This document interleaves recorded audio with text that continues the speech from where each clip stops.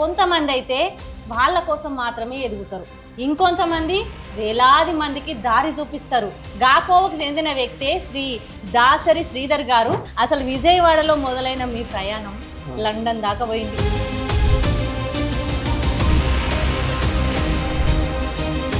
ఎక్కడికి వెళ్ళినా మనం తెలుగు జాతిని, ఖ్యాతిని, వాళ్ళ పేరుని మనం నిలబెట్టాలి. ఇట్లా ఎదగడానికి కారణం ఎవరు, ఎట్లా పోయిరు ఈ స్థాయికి రావడానికి? అరే లండన్ వచ్చాం, లండన్ వచ్చి ఊరికనే అందరిలాగా చదువుకొని పట్టుకొని వెనక్కి వెళ్ళిపోవటం కుదరదు.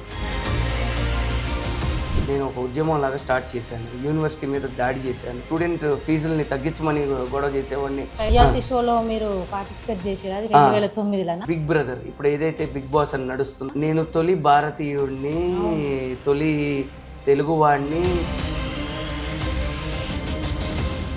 ఇప్పుడు వాళ్ళు పాస్పోర్ట్ ఏజెంట్ ద్వారా పోతారు కదా, అక్కడ పోయిన వాళ్ళకి బాగా తక్లీఫ్ అవుతుంది. వాళ్ళకి ఏం చెప్తారు, ఎవరిని కన్సల్ట్ చేస్తున్నారు? కన్సల్టెన్సీల దగ్గరికి వెళ్తూ మనీ పుల్లింగ్ అన్నది జరుగుతుంది. కన్సల్టెన్సీ అంటేనే ఫస్ట్ భయపడుతున్నారు. ఆకలేస్తే అన్నం పెట్టడం గొప్ప విషయం ఏమి ఉండదు.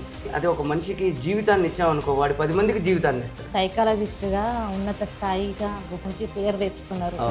లైఫ్ స్టైల్ చేంజెస్ అన్నీ చాలా మారినాయి.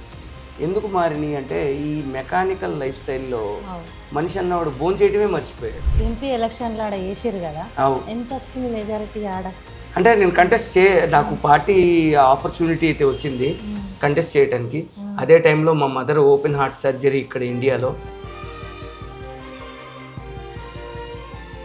ఇప్పుడు రియాలిటీ షోలో లండన్లో వేసిర్రు, మరి ఇప్పుడు మన తెలంగాణలో కూడా బిగ్ బాస్ షో స్టార్ట్ అవుతుంది, మరి అందులో వేస్తారా మీరు? బిగ్ బాస్ నేను చేయడానికి 2 times వచ్చింది నాకు ఆపర్చునిటీ. హౌస్లోకి డోర్ వరకు వెళ్ళే ఛాన్స్ వచ్చింది. బట్ మా ఫాదర్కి పెద్ద మేజర్ యాక్సిడెంట్ అయింది. జీవితంలో మనిషికి కావాల్సింది ఏంటి మీరు చెప్పండి? తిండి, నిద్ర, మంచి బట్ట, చక్కగా అంతే. ఇప్పుడు మీకు వచ్చిన క్లయింట్స్లలో మీకు డిఫికల్ట్గా అబ్బా ఇది నాతను కాదురా నాయన అనిపించింది ఏదన్నా క్లయింట్ విషయంలో? నాకు బేసిక్గా సైకాలజీలో అతిపెద్ద కష్టమైన పని ఏంటంటే ఆడవాళ్ళతో మాట్లాడటం.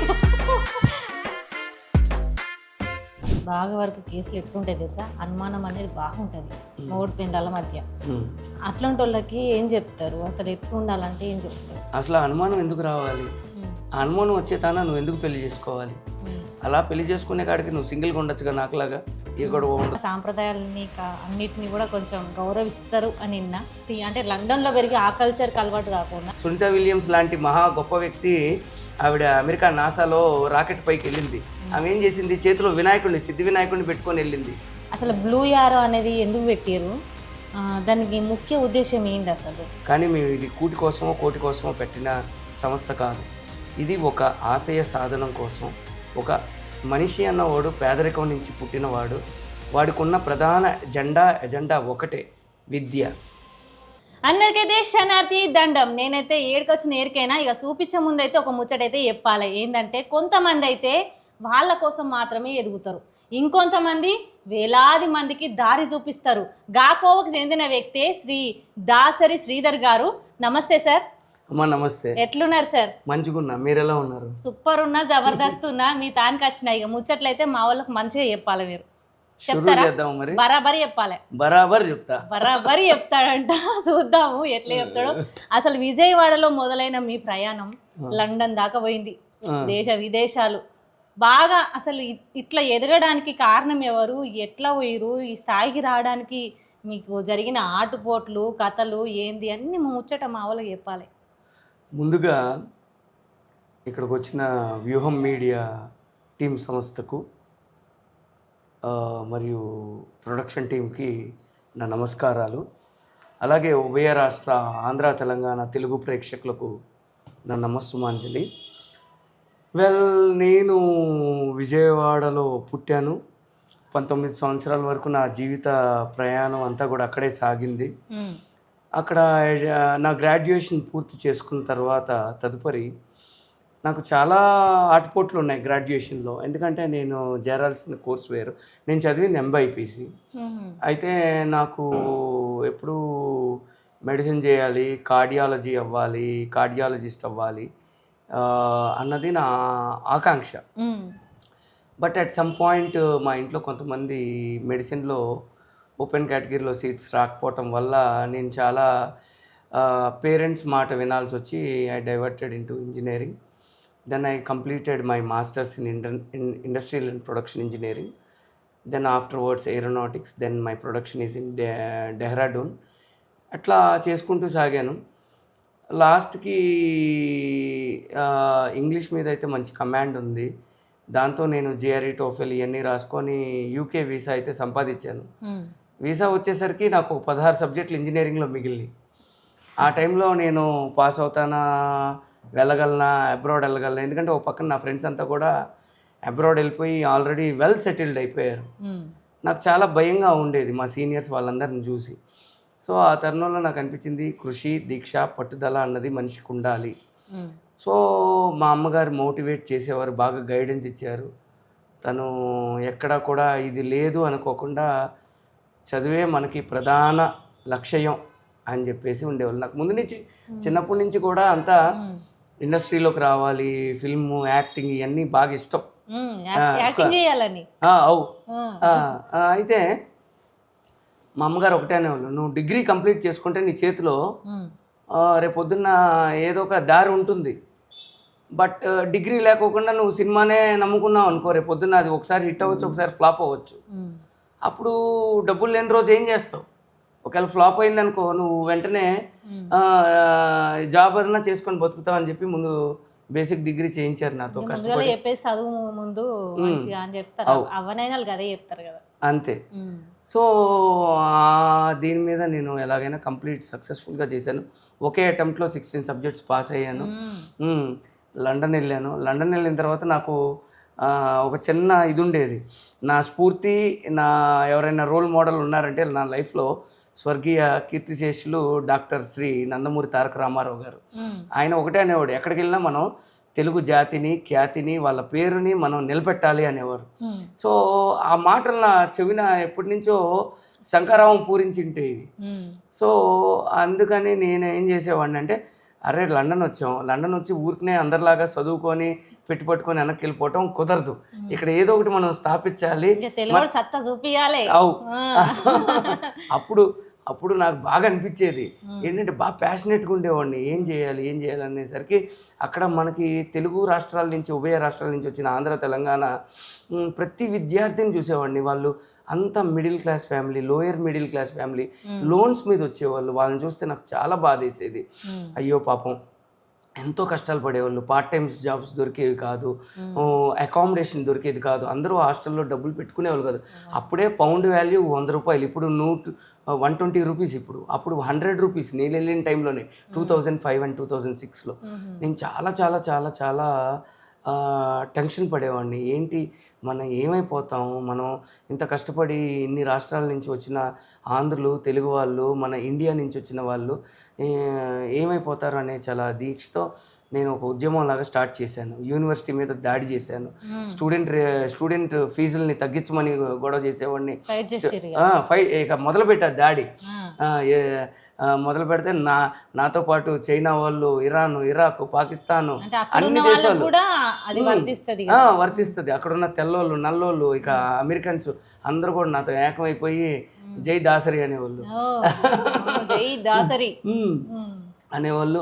అట్లాగా చైతన్యంతో స్టూడెంట్ యూనియన్ ఎలక్షన్స్లో నుంచొని ఫస్ట్ టైం ఫెయిల్ అయ్యాను. సెకండ్ టైం వైస్ ప్రెసిడెంట్ వచ్చింది.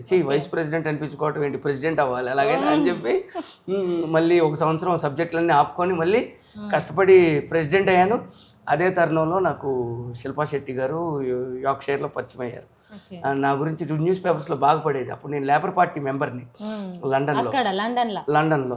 ఇక్కడ మనకి ఇండియాలో కాంగ్రెస్, బీజేపీ ఎలా ప్రధాన పార్టీలో, అక్కడ కన్జర్వేటివ్, లేబర్ పార్టీ రెండు ప్రధాన పార్టీలు.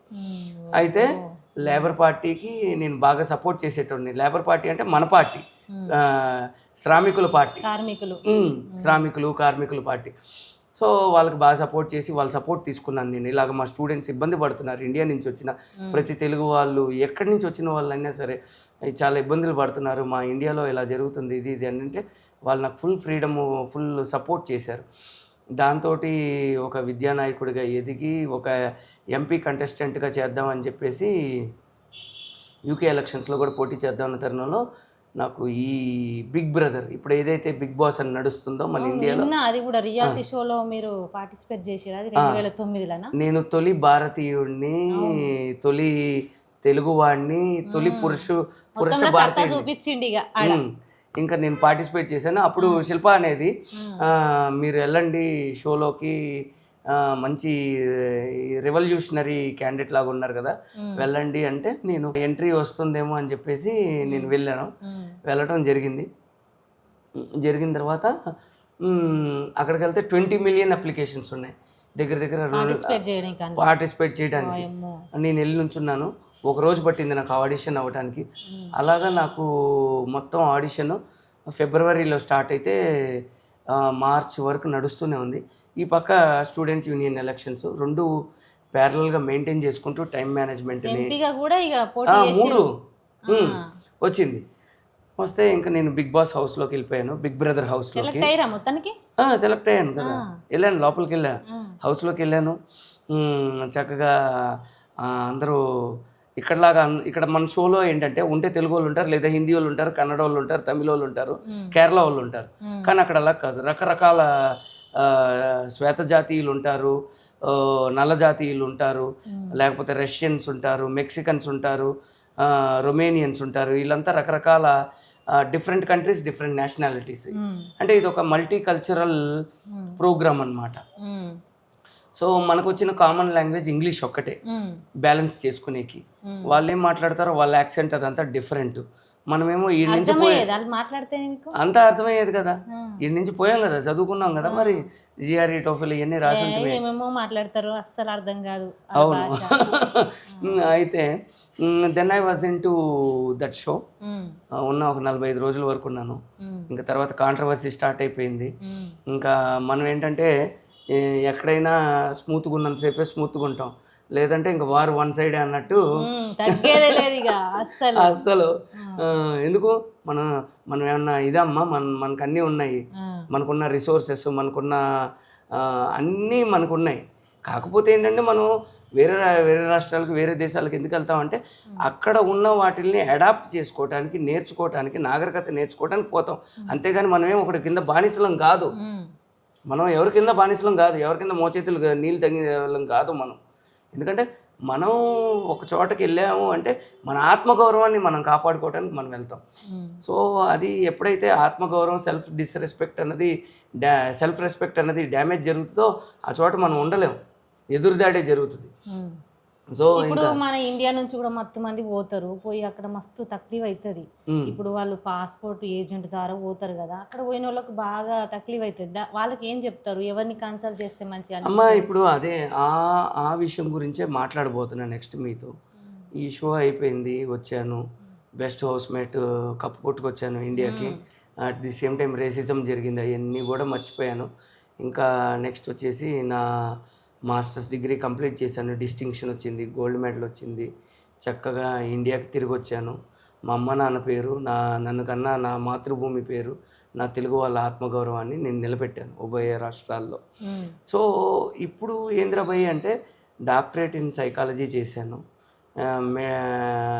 మాస్టర్స్ ఇన్ పబ్లిక్ హెల్త్ చేశాను, దాని తర్వాత క్లినికల్ సైకాలజీ చేశాను, ఫోరెన్సిక్ సైకాలజీ చేశాను. ఇప్పుడు కౌన్సిలింగ్ సైకాలజీ మీద నేను ఇవన్నీ చేస్తూ రకరకాల మనుషుల్ని, వాళ్ళ యొక్క మానసిక స్థితిని, వాళ్ళ యొక్క జీవన శైలిని చూస్తుంటే నాకు ఒకటి అనిపించింది థాట్. వీళ్ళంతా కూడా ఇప్పుడున్న పోరగాళ్ళంతా కూడాను ఈ కన్సల్టెన్సీల చుట్టూ పోతూ, కన్సల్టెన్సీల దగ్గరికి వెళ్తూ మనీ పుల్లింగ్ అన్నది జరుగుతుంది. కన్సల్టెన్సీ అంటేనే ఫస్ట్ భయపడుతున్నారు. ఇప్పుడు మీరు అన్నట్టుగా పాస్పోర్ట్ కార్డ్ నుంచి, వీసా కార్డ్ నుంచి, స్టూడెంట్ వీసా కావచ్చు, వర్క్ పర్మిట్ వీసా కావచ్చు, చాలా మనీ పుల్లింగ్ జరుగుతుంది. పైసలు అయితే తీసుకుంటున్నారు, న్యాయం జరగట్లేదు. నిన్న కూడా ఎవరో వాట్సాప్ చేశారు, ఎవరో దగ్గర ఒక 10 మంది స్టూడెంట్స్ దగ్గర 10 లక్షలు చొప్పున వసూలు చేసి, మా 10 మంది దగ్గర ₹1,00,00,000 అంటే 100 మంది దగ్గర కనీసం 100 కోట్లు కలెక్ట్ చేసిండు. అది స్కామ్ పడింది. టీవీల్లో ఇవన్నీ కూడా చూపిస్తున్నారు, అది ఎంతో వస్తూ ఉంటారు. నేను చెప్పేది ఒకటే, ఎవరైనా విదేశాలకు వెళ్ళాలన్నా, విదేశాల్లో చదువుకోవాలన్నా, విదేశాల్లో ఉద్యోగం చేయాలన్నా ముందు మీరేం చేయాలనుకుంటున్నారో మీకు మీరు ఆలోచించండి, మీకు మీరు తెలుసుకోండి. ఈరోజు ఏఐ అని వచ్చింది, ఆర్టిఫిషియల్ ఇంటెలిజెన్స్ వచ్చింది, గూగుల్ ఉంది, యూట్యూబ్ ఉంది, అన్నిట్లోనూ ఇన్ఫర్మేషన్ దొరుకుతుంది. అలా అని చెప్పి దాన్నే నమ్మొద్దు. దానికి సంబంధించిన ఎక్స్పర్టైజ్డ్ అంటే నేనొక్కడనే అని కాదు, మాలాంటి వాళ్ళు ఆంధ్ర రాష్ట్రం కానీ తెలంగాణ రాష్ట్రంలో కానీ యావత్ ఇండియాలో కానీ ఎక్కడైనా ఉన్నారు. ఎక్స్పర్టైజ్డ్ అయినటువంటి వ్యక్తుల్ని మీరు సంప్రదించి మీకేం కావాలో మీరు ముందుగా తెలుసుకోండి. దాని తర్వాత డబ్బుని ఇన్వెస్ట్ చేయండి. దాని తర్వాత దాన్ని వినియోగించుకోవటం కూడా అంత మీరు పేమెంట్ చేయండి. అంతేగాని ఒకరికి డబ్బులు ఇచ్చేసి నాకేదో వీసా వచ్చేస్తుంది, నాకేదో జాబ్ వచ్చేస్తుంది అని ఇంట్లో కూర్చోవద్దు. ఎవరిని నమ్మద్దని నేను అంట్లా. ఎవరిని నమ్మాలో వాళ్ళు మాత్రమే నమ్మండి, అందరినీ నమ్మద్దు. ఇప్పుడు ఆటో డ్రైవర్లైనా మంచోళ్ళు ఉంటారు, చెడ్డోళ్ళు ఉంటారు. మంచిగా తీసుకుపోయే వాళ్ళు ఉంటారు, చెడుగా తీసుకుపోయే వాళ్ళు ఉంటారు. అట్లా దేశవ్యాప్తంగా అయినా సరే, యావత్ ప్రపంచవ్యాప్తంగా అయినా సరే సగం మంది మంచోళ్ళు ఉంటారు, సగం మంది చెడ్డోళ్ళు ఉంటారు.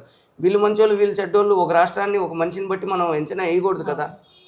ఇది నేను చెప్పే పాయింట్.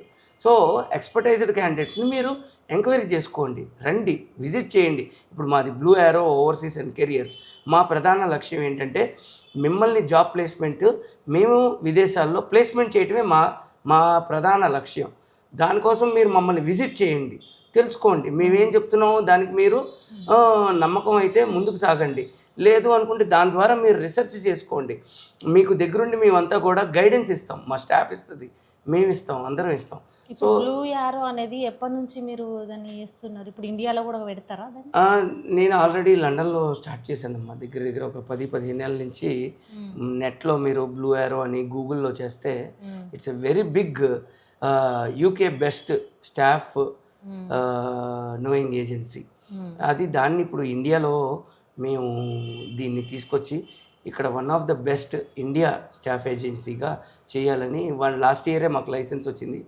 ఈ ఇయర్ బెంగళూరు, తెలంగాణ, ఆంధ్ర ఇంకా అన్ని చోట్ల పెట్టాలి. As of now Bengaluru, Hyderabad and విజయవాడలో మా బ్రాంచెస్ ఉన్నాయి.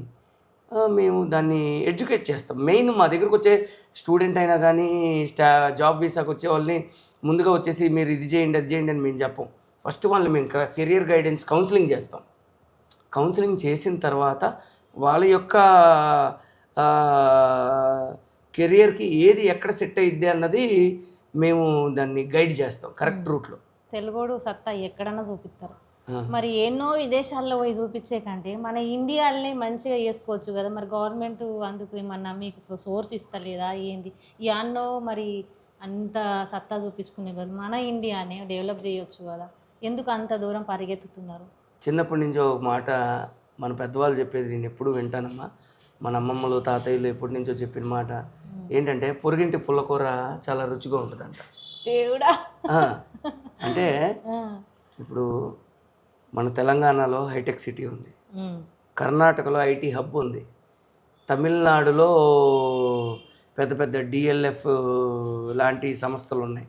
ఇప్పుడు మన ఆంధ్రలో కొత్తగా అమరావతి బోల్డ్ అని కంపెనీలని, గూగుల్ని, మొన్న రాయల్ ఎన్ఫీల్డ్ని, అంతకుముందు కియా మోటార్స్ని బోల్డ్ తీసుకొచ్చింది.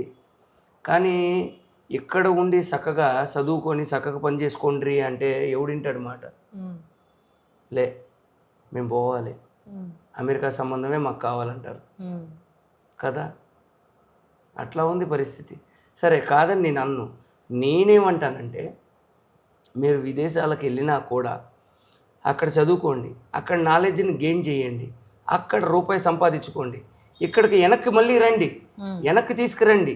మన తల్లిదండ్రుల్ని, మన ఉన్న ఊరిని, మన మాతృభూమిని నమ్ముకోండి. నాది ఒకటే సిద్ధాంతం అమ్మ. ఏ దేశం ఎదిగినా ఎందుకు కాలనా పొగడరా నీ భారత భూమాతని, నిందు నీ జాతి గౌరవం అన్నారు. దీన్ని నేను గట్టిగా నమ్ముతా. దీన్ని మనం నమ్మి ఇప్పుడు మేము ఉన్నాం. దగ్గర 18 సంవత్సరాలు 20 సంవత్సరాలు లండన్లో అమెరికాలో ఉండొచ్చాం. కానీ తిరిగి ఎందుకు మా మాతృభూమికి వచ్చి ఇక్కడ మేము వ్యాపారాలు వ్యవస్థలు పెట్టడానికి కారణం కేవలం డబ్బు కోసం కాదు. ఎందుకంటే మనం జనాల్లో కానీ విద్యార్థుల్లో కానీ రేపు జాబ్ సీకర్స్కి కానీ ఒక చైతన్యం తేవాలి. మనం వాళ్ళకంటే ఒక మంచి భవిష్యత్తుని చూపించాలి. ఆకలేస్తే అన్నం పెట్టడం గొప్ప విషయం ఏమి ఉండదు. ఆ పూటకు ఆడు తింటాడు, ఆ పూటకి పొట్ట ఎరుగుద్ది, ఆ పూటకి ఇంకోటి మారిపోద్ది. కానీ అది ఒక మనిషికి జీవితాన్ని ఇచ్చామనుకో వాడు 10 మందికి జీవితాన్ని ఇస్తాడు. ఒక ఉపాధి కలిగించామనుకో వాడు 10 మందికి ఉపాధి కలిగిస్తాడు. నా సిద్ధాంతం అది. అందుకే నేను ఎప్పుడైనా ఆకలేసిన అన్నం పెట్టే కంటే వాడికి ఫస్ట్ ఉపాధి కల్పిస్తాను నేను. వాడు ఒక పూట మాడితే మాడాడు కడుపు, రెండో పూట వాడు ఉద్యోగం తెచ్చుకుంటాడు, వాడు మూడో పూట నలుగురికి ఉద్యోగం ఉపాధి కల్పిస్తాడు. ఇది నా సిద్ధాంతం. ఇప్పుడు మంచిగా ఆలోచించాలి, మంచి చేయాలనే ఆలోచన బాగుంటుంది సార్కి. మీరు ఇప్పుడు సైకాలజిస్ట్గా ఉన్నత స్థాయిగా గొప్పగా మంచి పేరు తెచ్చుకున్నారు. ఇప్పుడు ఇండియాలో మరి ఇక్కడ ఏమన్నా చేసే ప్రయత్నం ఉందా? అంటే నేను సైకాలజికల్ ప్రాక్టీస్ గత 7-8 సంవత్సరాల్లో ఉన్నాను. బోల్డ్ మంది క్లయింట్స్ని, మేము పేషెంట్స్ అనం, మేము క్లయింట్స్ అంటాం. ఫస్ట్ ఆఫ్ ఆల్ నేను బాగా తెలుసుకుంది ఏంటంటే మనిషి యొక్క జీవన శైలి, మనుగడి, వాళ్ళ యొక్క లైఫ్ స్టైల్ అంటారు ఆంగ్లంలో. లైఫ్ స్టైల్ చేంజెస్ అన్నీ చాలా మారినాయి. ఎందుకు మారినాయి అంటే ఈ మెకానికల్ లైఫ్ స్టైల్లో మనిషి అన్నవాడు భోంచేయటమే మర్చిపోయాడు. పని పని అని ఉరుకుతున్నారు, పైసల కోసం పరిగెడుతున్నారు, పోరాడుతున్నారు. దానికోసం కాదు మీరు పోరాడాల్సింది. నేను ఎప్పుడూ ఒకటే కోరుకుంటాను, మితంగా తినాలి, మితంగా మాట్లాడాలి, మితంగా కష్టపడాలి, మితంగా శ్రమించాలి. ఎప్పుడైతే మన బాడీలు అన్నీ మితంగా మితంగా మితంగా ఉంటాయో జీవన శైలి కూడా మితంగా ఉంటుంది. ఎక్కువ వద్దు, తక్కువ వద్దు, మీడియంలో ఉండాలి మనిషి జీవితం. సో నేను చెప్పేది ఏంట్రా భయ్ అంటే సైకలాజికల్గా మనిషి ఎక్కడ ఒత్తిడి అవుతున్నాడంటే, ఇప్పుడు ఒక ఖాళీ స్థలం ఉందమ్మా, ఖాళీ స్థలం ఉంటే మీరేం చేస్తారు? ఒక ఖాళీ స్థలం ఉంది మీ ఇంటి పక్కన, ఏం చేస్తారు మీరు? ఏదో చెత్తనో ఏదో పడేస్తారు. చూసావా, భారతీయురాలు అనిపించావు. దాదాపు ఖాళీగా ఉన్న జాగాలల్లా భారతదేశంలో ఖాళీగా ఉందంటే అక్కడ చెత్తనే పడేస్తారు కదా. మన బుర్ర కూడా ఖాళీగా ఉందంటే ఏమైద్ది? చెత్తనే దూరుద్ది. అబ్బా. అందుకే నువ్వేం చేయాలి, అందులో మంచి మొక్కల్ని పెంచాలి, లేదా ఒక ఫామ్ హౌస్ చెయ్యి, కానీ ఖాళీగా ఉంచక. నీ తెలివితేటలు ఫస్ట్ చెప్పగానే చెత్త మీదకి వెళ్ళింది. అదే మంచి ఉద్యానవనం చేయొచ్చుగా, పూల మొక్కల్ని పెంచచ్చుగా, అప్పుడు చెత్తేసేవాడు కూడా ఆలోచించడుగా. అలాగే మన బుర్ర కూడా మంచి ఆలోచనలతో, మంచి మనుగడితో, మంచి నువ్వు ఎవరికి ఏ సేవ చేయొద్దు, ఏమీ చేయొద్దు. 2 సూత్రాలు జీవితంలో: నిన్ను కన్న తల్లిదండ్రులకు, నిన్ను కన్న ఈ భారత మాతకు, రెండోది నిన్ను నమ్ముకున్న వాళ్ళకు ఇచ్చిన మాటను నిలబెట్టుకో. చాలు, ఇంకేం వద్దు. ఈ 2 చేస్తే చాలు, నువ్వు ఎదిగిపోయినట్టే. అది నా సూత్రం. ఎంపీ ఎలక్షన్లో ఆడ వేసారు కదా, ఎంత వచ్చింది మెజారిటీ ఆడ? అంటే నేను కంటెస్ట్ నాకు పార్టీ ఆపర్చునిటీ అయితే వచ్చింది కంటెస్ట్ చేయడానికి. అదే టైంలో మా మదర్ ఓపెన్ హార్ట్ సర్జరీ ఇక్కడ ఇండియాలో.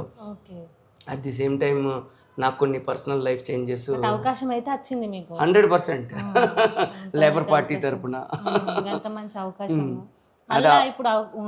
నేను నమ్మే అవకాశం ఏంటో తెలుసా? జీవితంలో మనిషికి కావాల్సింది ఏంటి మీరు చెప్పండి? ఏముంటది? తిండి, నిద్ర, మంచి బట్ట, చక్కగా, అంతే. మీరు అన్నట్టుగా మనిషికి కావాల్సింది మంచి తిండి, మంచి బట్ట, మంచి నిద్ర. అది మనిషి బతకటానికి. నేను అనేది మనిషి జీవితానికి కావాల్సింది ఏంటి? మనిషి జీవితానికి కావాల్సింది ఒక తోడు. ఓ మంచి అయినా, ఓ చెడ్డైనా, ఓ కోపమైనా, ఓ బాధ అయినా వ్యక్తపరచుకోవడానికి మనకంటూ ఒక మనిషి ఉండాలి. డబ్బులు ఎంతైనా సంపాదిస్తాం, ఏం చేస్తాం? నెత్తినేసి కొట్టుకోవడానికి తప్పితే. సో మన మనిషి జీవితానికి కావాల్సింది ఒక మంచి తోడు, చక్కగా ఉండటానికి ఒక మంచి గృహం, ఇల్లు, కడుపు నిండా మంచి తిండి, మంచి ఆరోగ్యం. ఇయే. ఒక మనిషి 100 కార్లున్నా తిరిగేది ఒక కారులోనే, 100 ఇల్లులున్నా ఉండేది ఒక ఇంట్లోనే, ఒక ఇంట్లో 5 బెడ్రూమ్లు ఉన్నా పడుకునేది ఒక గదిలోనే, 10 మంది పట్టుపానుపులు ఉన్నా నువ్వు పడుకోవాల్సింది ఒక పరుపు మీదే. మితంగా కూడా ఆలోచించద్దు అంటారు. అంతే. అంతేనా? అంతే. ఇప్పుడు మీకు వచ్చిన క్లయింట్స్లలో మీకు డిఫికల్ట్గా అబ్బా ఇది నాతో కాదురా నాయన అనిపించింది ఏదన్నా క్లయింట్ విషయంలో? నాకు బేసిక్గా సైకాలజీలో అతిపెద్ద కష్టమైన పని ఏంటంటే ఆడవాళ్ళతో మాట్లాడటం. మరి ఇప్పుడు నాతో మాట్లాడుతురు కదా సార్. అంటే నీతో మాట్లాడుతున్నానంటే నువ్వు మా తెలంగాణ మంగమ్మవి, నీతో మాట్లాడపోతే నాకు ఉంటుంది సినిమా. అందుకని దేవుడా, ఎట్లా అనిపించింది? అంటే వచ్చిర్రు అట్లా ఆడవాళ్ళు వచ్చి మీ దగ్గర ట్రీట్మెంట్ తీసుకున్నారా? ట్రీట్మెంట్ అని నేను అన్ను. ఫస్ట్ ఆఫ్ ఆల్ వాళ్ళని పేషెంట్ కిందే గైడ్ చేయను. ఇప్పుడు మీరు ఎలా మాట్లాడుతున్నారో నాతో, వచ్చిన వాళ్ళు కూడా నేను క్లయింట్గానే చూస్తాను, ఓ ఫ్రెండ్గా మాట్లాడతాను. వాళ్ళ యొక్క అంతర్గత ఆలోచన విధానం, వాళ్ళ యొక్క భావన, వాళ్ళ యొక్క మైండ్ సెట్ని రీడ్ చేస్తాను ఫస్ట్. దాని తర్వాత మేము సైకోమెట్రిక్ టెస్ట్ని కండక్ట్ చేస్తాము. ఆ క్వశ్చనర్లో వాళ్ళు కొంతమంది ఎడాపెడగా రాస్తారు, కొంతమంది ఆలోచన బుద్ధి జ్ఞానం పెట్టి రాస్తారు, కొంతమంది మామూలుగా రాస్తారు. కానీ మేము ఎక్కడ కష్టమని భావన అవుతామంటే కొన్ని కాంప్లికేషన్స్ ఉంటాయి. మ్యారేజ్ కాంప్లికేషన్స్లో అనవసరంగా మనస్పర్ధలతో, చిన్న చిన్న గొడవలతో భార్యాభర్తలు అన్న వాళ్ళు హ్యాస్టీ డెసిషన్స్ తీసుకుంటారు. అలాంటప్పుడు నేను చాలా బాధపడతాను. వాళ్ళు అంటారు, సార్ ఎలాగైనా మేము విడిపోవాలనుకుంటున్నాం అంటారు. అది నాకు, ఎందుకంటే ఈ సృష్టి ధర్మం రెండే రెండు, ఏ తల్లిని బిడ్డని, ఏ భార్యని భర్తని విడదీయరాదు. అది మనం చేయకూడదు, అది క్షమించరాని పాపం. సో ఒక ఆవు నుంచి దూడని ఎలా మనం వేరు చేస్తామో, ఒక సత్సంబంధాన్ని, ఒక మ్యారేజ్ లైఫ్నైనా సరే, ఒక మెర్చువల్ లైఫ్నైనా సరే, ఒక పేరెంటల్ లైఫ్నైనా సరే, మనం దాన్ని ఎప్పటికైనా ప్యాచ్ చేయడానికే ఉంటాయి. విడగొట్టకూడదు. అది ఇప్పుడు భారతదేశంలో బాగా వరకు కేసులు ఎట్లుంటాయి తెలుసా, అనుమానం అనేది బాగుంటుంది మూడు పిల్లల మధ్య.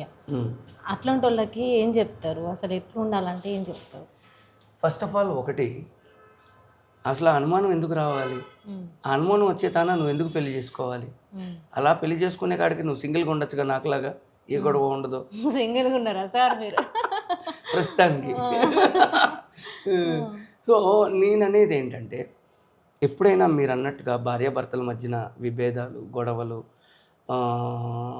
ఈ వచ్చినప్పుడు మనం చేయాల్సిన ప్రధాన కర్తవ్యం ఏంటంటే, ఏ ఇద్దరి మధ్యన గొడవలు అనేవి సహజం, విభేదాలు అనేవి సహజం. వచ్చినప్పుడు వాళ్ళు కూర్చొని ఒకరికొకరు మాట్లాడుకుంటే బాగుంటుంది, కూర్చొని రిజాల్వ్ చేసుకుంటే బాగుంటుంది. నువ్వు దాన్ని పోయి పక్కింటోడితో ఎదురింటోడితో చెప్తే ఏమైంది, ఇంకా పెద్దదైద్ది, పెద్ద గొడవ. ఎందుకంటే రిలేషన్షిప్ అన్నది 12 లెటర్ వర్డ్, ఈగో అన్నది 3 లెటర్ వర్డ్. ఆ ఈగో అన్నది ఈ రిలేషన్షిప్ పెద్ద హౌరా బ్రిడ్జ్ లాంటి దాన్ని బ్రేక్ చేస్తూ ఉంటుంది. ఇది పిడికిలి. ఈ పిడికిలి అన్నది ఏంటి? నీ ఇంట్లో మీ అమ్మ, మీ నాన్న, మీ అక్క, మీ చెల్లి, మీ అన్న, మీ తమ్ముడు, భార్యాభర్తలు, ఐకమత్యం. మీరుంటేనే ఐకమత్యం.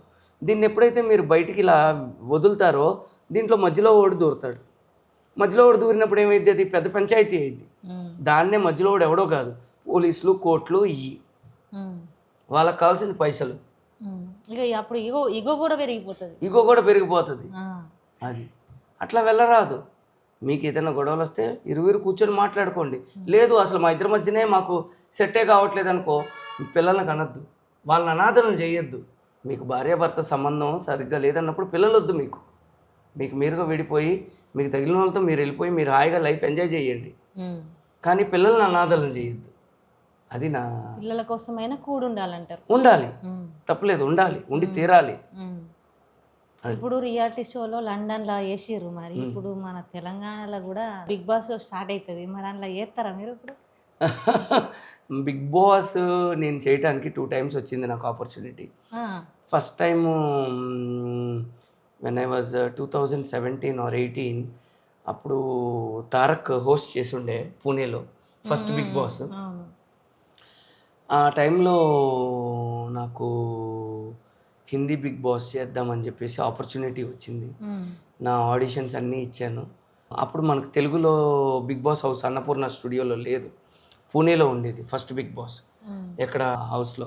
అదే టైంలో నేను బాంబేలో ఉన్నా. 2017 ఇండియాకి వచ్చాను దేనికో. ఆ టైంలో నాకు స్టార్ మీడియా వాళ్ళు పిలిచారు, స్టార్ ఛానల్ వాళ్ళు హిందీలో చేయమని చెప్పేసి. నాకు ఏంటంటే అప్పుడు నాకు చాలా భయం అవన్నీ వేసినాయి. ఏంటి ఇది, ఏమన్నా ఇద్దా ఏంటి ఇది, మళ్ళీ ఏమన్నా కాంట్రవర్సీ లాగా ఏమన్నా ఇద్దా, చేద్దాం వద్దా అని ఆలోచించిన టైంలో నాకు అప్పుడు సెకండ్ మాస్టర్స్ చేస్తున్నాను, MSc సైకాలజీ. సో నాకు కెరియర్, మా అమ్మగారు చెప్పే మాట గుర్తుకొచ్చింది, ఫస్ట్ కెరియర్ ఇంపార్టెంట్, ఇదేముంది మళ్ళీ వస్తూ ఉంటుంది వెళ్తూ ఉంటుంది, లైమ్ లైట్లో చదువు అని కాదు, ప్రాక్టీస్ ముఖ్యం. ఆల్రెడీ చదివేసిన అప్పుడే ఇంటర్నేషనల్ బిజినెస్ చేశాను, గోల్డ్ మెడల్ అయి వచ్చింది, లండన్లో బాగున్నాను. తర్వాత మాస్టర్స్ ఇన్ సైకాలజీ మళ్ళీ వెనక్కి వెళ్ళిపోయాను, చేసుకున్నాను. తర్వాత మొన్న 2020 వాట్ ఈజ్ లాస్ట్ ఇయర్ 2025 చేద్దాము వెళ్దాము అని నియర్లీ ఇంకా హౌస్లోకి డోర్ వరకు వెళ్ళే ఛాన్స్ వచ్చింది. బట్ మా ఫాదర్కి పెద్ద మేజర్ యాక్సిడెంట్ అయింది. ఈ ప్రపంచంలో నాకు డబ్బు కన్నా, పేరు కన్నా, ఆస్తి కన్నా, రిలేషన్షిప్ కన్నా, ఇంకా మీరు ఏమనుకున్నా, నాకు ప్రధాన లక్ష్యం నా తల్లి, నా తండ్రి. వాళ్ళు ఆరోగ్యంగా ఉంటే నేను కోటేశ్వరుడే, ఎక్కడున్నా, ఏ రాష్ట్రంలో ఉన్నా, ఏ దేశంలో ఉన్నా. సో అది నాకు ప్రధాన లక్ష్యం అది. సో ఈ ఇయర్ వెళ్తానా వెళ్ళదే అన్నది పెద్ద క్వశ్చన్ మార్క్. 99.9% అయితే వెళ్ళటానికే ప్రయత్నిస్తాను, ఎవరిని డిసప్పాయింట్ చేయను. ఇప్పుడు వెళ్తే పోతారా మీరు? 100% పోతా. I'm fit. My parents also recovered. I'm fit. Yeah, why not? Call చేస్తే నాగార్జున గారు ఏడున్నారు తొందరగా అలా ఏముండదు. ప్రొడక్షన్ టీం ఏమన్నా పిలిస్తే, వాళ్ళు ఏమన్నా రమ్మంటే ఎంటర్టైన్మెంట్ ఇది చేయాలా, కామెడీ చేయాలా, సీరియస్ చేయాలని అడుగుతారు. ఏది చేస్తారు మీరు? ఎంటర్టైన్మెంట్ చేస్తారా, సీరియస్ చేస్తారా? ఫస్ట్ థింగ్ మనిషి యొక్క మానసిక స్థితి, పరిస్థితి ఏ క్షణంలో ఎవరు ఎట్లా ఉంటారో నాకు తెలియదు.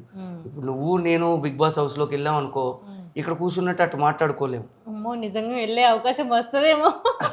కాదు, ఒకవేళ వచ్చిందే అనుకో, నువ్వు నేను ఎంతసేపు మంచిగా మాట్లాడుకుంటాం, గంట మాట్లాడుకుంటాం, అరగంట మాట్లాడుకుంటాం. మూడో గంట నాకు నీ మీద కోపమో చిరాకు వచ్చింది, నాకు నీ మీద కోపం.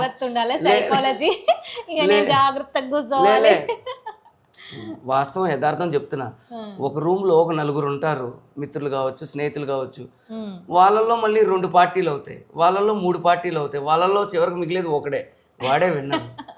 ఏదైనా కూడా ఇది మాత్రం వాస్తవం. ఎందుకంటే ఎప్పుడైనా మనిషి యొక్క మానసిక స్థితిని ఎలా అంటే ప్రతిదీ మనం కంట్రోల్లో పెట్టుకోవాలి. కోపం, క్రోధం, కామం, ఈర్ష, ద్వేష, పగ, ఇవన్నీ.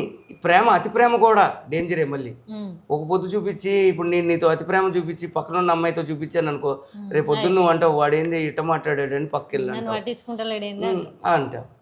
అంతే. మీకు అవార్డులు కూడా బాగానే వచ్చినాయి. ఏమేమి అవార్డులు వచ్చినాయి, ఏం కథ? నాకు అవార్డులు వచ్చినాయి అంటే 2000 నాకు ఇండియా వచ్చినప్పుడు అదే చెప్పేది. 2018 వచ్చినప్పుడు నాకు first award, international excellency award నాకు కరీనా కపూర్ గారితో వచ్చింది. అది బిగ్ బాస్ రియాలిటీ షోలో ఇంటర్నేషనల్ ఎక్సలెన్సీ కింద వచ్చింది. అప్పుడు మలేషియాలో కండక్ట్ చేశారు 2019 మార్చో ఏప్రిల్లో. అది 18 గాను 19లో ఇచ్చారు, అదొక అవార్డు. అదే సంవత్సరానికి గాను మళ్ళీ సెకండ్ అదే global business award as a business అనలిస్ట్గా మాధురి దీక్షిత్ గారితో వచ్చింది. ఇది 2019 వచ్చింది. 2019 తర్వాత 2020-21 అంతా క్వైట్ అయిపోయాం.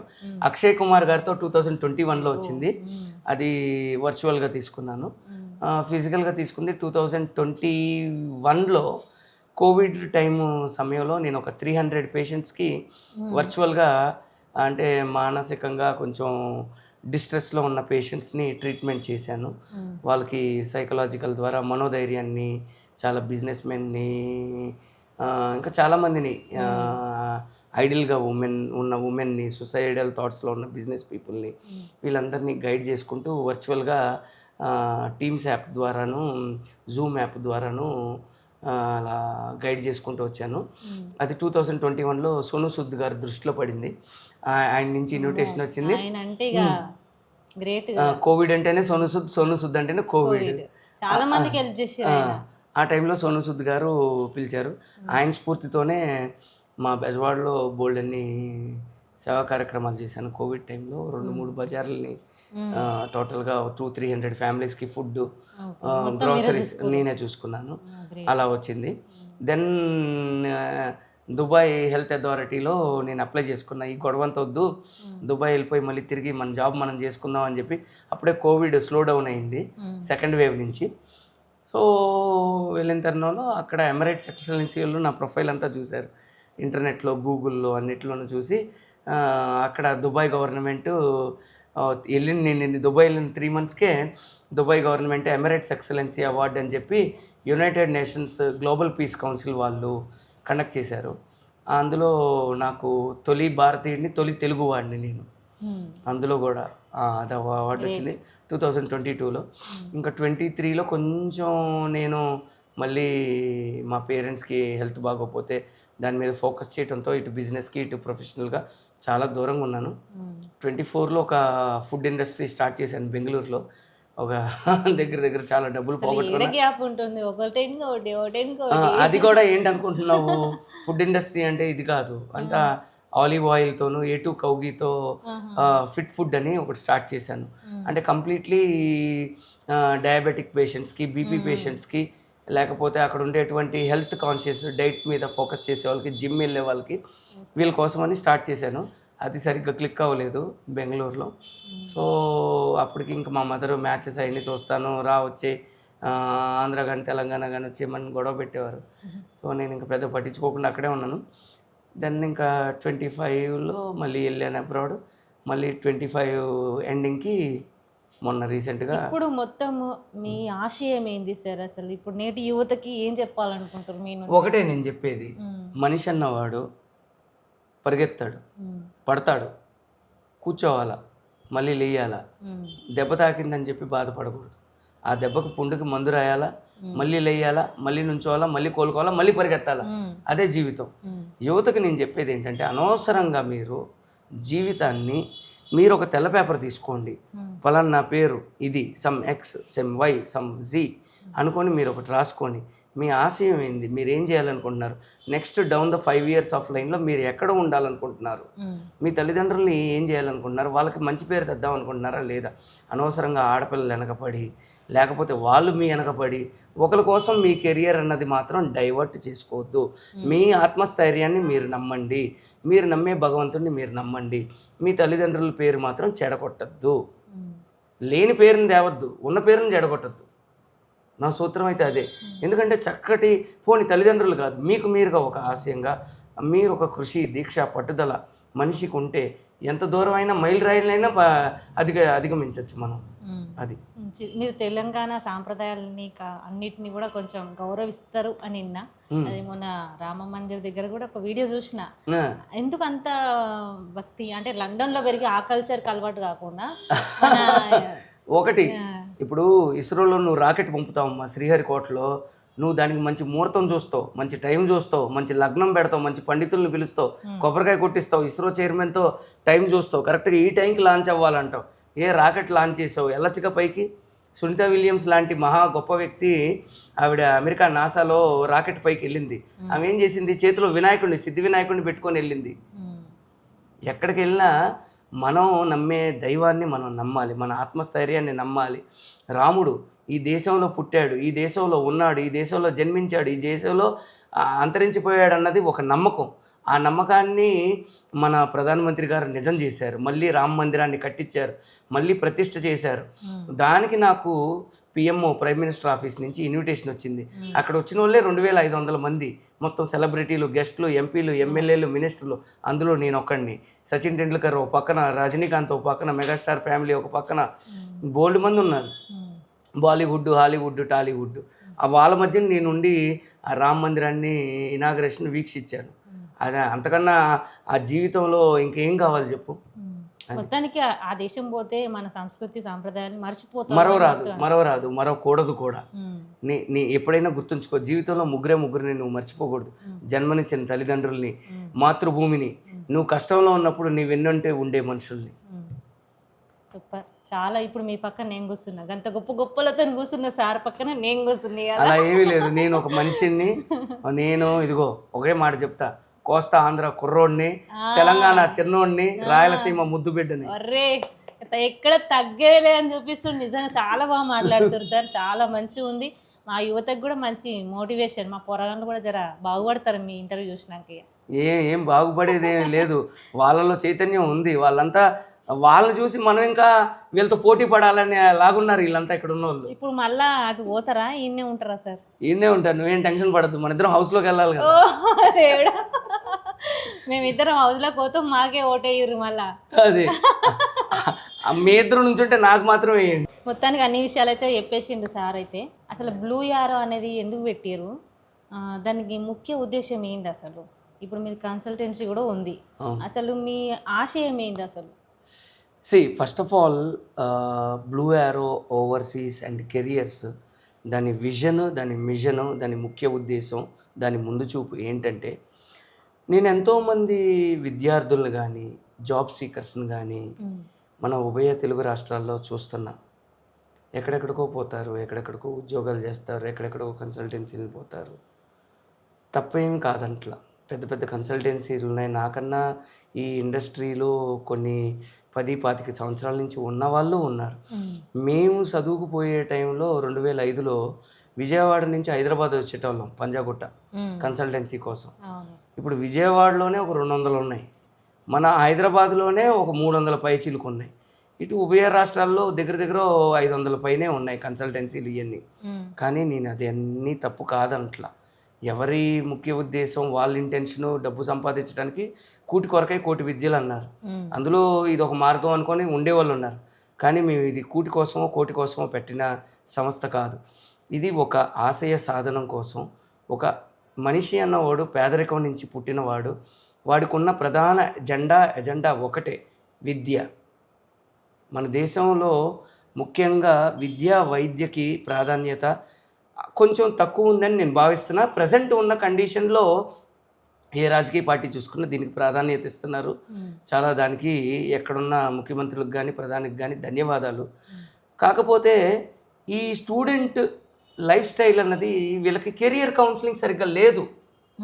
వీళ్ళు ఏంటంటే నెట్లో కొట్టేస్తారు గూగుల్లో, best educational consultancy in Telangana, best consultancy in Vijayawada or in Bengaluru, in Chennai అని కొడతారు. అది కాదు నీకు కావాల్సింది. ఫస్ట్ ఆఫ్ ఆల్ నీకేం కావాలో నువ్వు ఆలోచించు.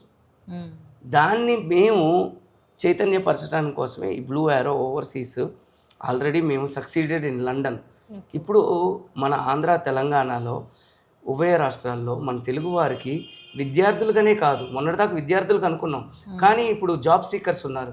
ఉద్యోగ అవకాశాల కోసం ఫైళ్ళు పట్టుకొని బస్సులు ఎక్కి కన్సల్టెన్సీలు చూస్తూ ఇళ్లలో బంగారాలు గాజులు తాకట్లు పెట్టి కన్సల్టెన్సీ ఫీజులు కట్టి వీసాలు ఎప్పుడు వస్తాయని ఎదురు చూసేవాళ్ళు బోల్డ్ మంది ఉన్నారు. అలాంటి వాళ్ళ కోసం మేము మంచిగా గైడెన్స్. ఇప్పుడు ఏదైనా కూడా ఉచితంగా ఉదారంగా చారిటీ కోసం ఎవరు చేయరు, ఇప్పుడు మా సంస్థ అయినా కూడా.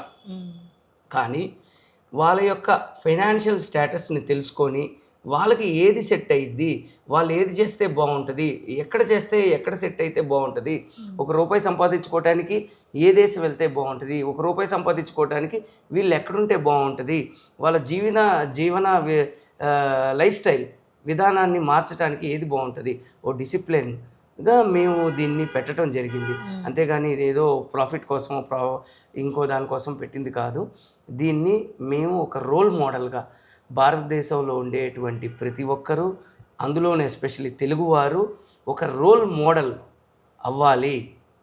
ఇక్కడి నుంచి వెళ్ళి బ్లూ యారో నుంచి సంస్థ నుంచి మేము వచ్చామని మాకు అదొక్కటో ఆ ఒక్క పేరు వస్తే చాలు, అంతకు మించి మాకు ఇంకేం అక్కర్లేదు. గొప్ప విషయం, అది చాలా మంచి ఆలోచన కూడా. మీ కన్సల్టెన్సీ కూడా ఇక్కడే స్టార్ట్ చేసే అవకాశం కూడా ఉంది. ఆల్రెడీ స్టార్ట్ చేసాము, మొన్న లాంచింగ్ అయింది 17వ తారీఖున తర్రం పమ్ అని ఈవెంట్ చేసాం గచ్చిబౌలిలో. ఆ ఈవెంట్కి మనం ఒక వన్ ఆఫ్ ద స్పాన్సర్ ఆ మ్యూజిక్ లైవ్ షోలో. ఆ లైవ్ షో ద్వారా మన బ్లూ యారో ఓవర్సీస్ అండ్ కెరియర్స్ని ప్రమోట్ చేశాము. మంచిగానే నడిచింది. ఇప్పుడు ఏంటంటే జూబ్లీ హిల్స్ పెద్దమ్మ గుడి దగ్గర ఎస్ఎల్ జూబ్లీలో రోడ్ నెంబర్ 36లో ఆఫీస్ తీసుకున్నాము. దానికి కూడా అతి త్వరలో ప్రారంభోత్సవం చేసి తప్పకుండా మీరు రావాలి, వచ్చి మాలాంటి వాళ్ళని ఆశీర్వదించి ఈ కన్సల్టెన్సీని, జాబ్ ప్లేస్మెంట్ కన్సల్టెన్సీని ప్రమోట్ చేస్తే దీన్ని ఉన్నత స్థాయికి ఎలాగైనా తీసుకెళ్లాలని ఆ భగవంతుని ఆశిస్తున్నాను. తప్పకుండా సార్, అదంటే మీ ఆలోచనలో మేము ఉండాలి గొప్పగా. ఎందుకంటే మంచి ఆలోచనతో మంచిగా ముందుకెళ్తాము కాబట్టి. మంచిగా చెప్తారు, మీ ముచ్చట్లు కూడా మా వాళ్ళకి నచ్చినట్టున్నాయి. నచ్చితే కింద కామెంట్ పెట్టుర్రి, కన్సల్ట్ అవ్వండి. చాలా బాగా మాట్లాడుతారు సార్. మీకైతే నంబర్ 1 జోర్దార్ ముచ్చట్లు మంచిగా మా వ్యూహం మీడియా ఛానల్లో ఇచ్చినందుకు చాలా ధన్యవాదాలు. ముందుగా వ్యూహం ఛానల్, వ్యూహం మీడియాకి ధన్యవాదాలు. ఈరోజు మా ఇంటికి, మా ఆఫీస్కి వచ్చి మమ్మల్ని చక్కగా అలరించి ఆనందింపచేసిన ముందుగా మా తెలంగాణ మంగమ్మకి, వారి టీంకి, వాళ్ళ యాజమాన్యానికి చక్కటి ధన్యవాదాలు. ఈ ఛానల్, ఈ షో కనుక మీకు నచ్చినట్లయితే లైక్, షేర్ అండ్ సబ్స్క్రైబ్. వీళ్ళకి మంచి అవార్డులు రివార్డులు తీసుకొచ్చి ఈ ఛానల్ ఇంకా పైకి తీసుకెళ్లాలని ఆ భగవంతుని ఆశిస్తున్నాను. జై హింద్, జై భారత్, జై తెలంగాణ, జై ఆంధ్ర.